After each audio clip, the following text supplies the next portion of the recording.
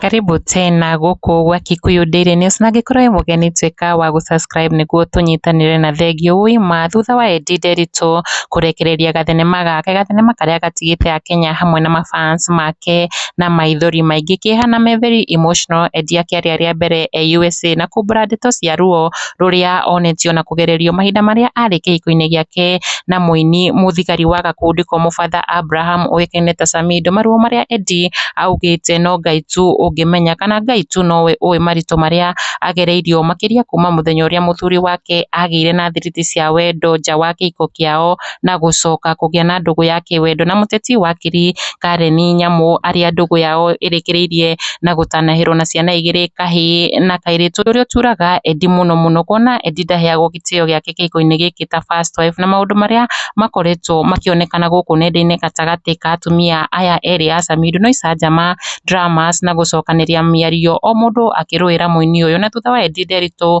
kuga ciigana ni ciaigana ni ehereire kihiko giki na guthie bururi-ini wa USA kahinda ka mieri iri riu kuria mahetwo kiende gia kuririra plus nyumba ya guikara ni kazini na murata wao Mamake Boys oikaine ta Bani Saroni agitugirio ni giko giki giake kia ngoro nene ya kuhimbiria Edday Nderitu na kumuhe kiende giake aririre ho na tondu gutwikaga time is the best doctor. Edday Nderitu riu ni aritie ria mbere through kuhitukira nenda ciake na Edday took to her social media pages kuga oh poor me, only God knows what I was going through, clearly just nothing but prayers,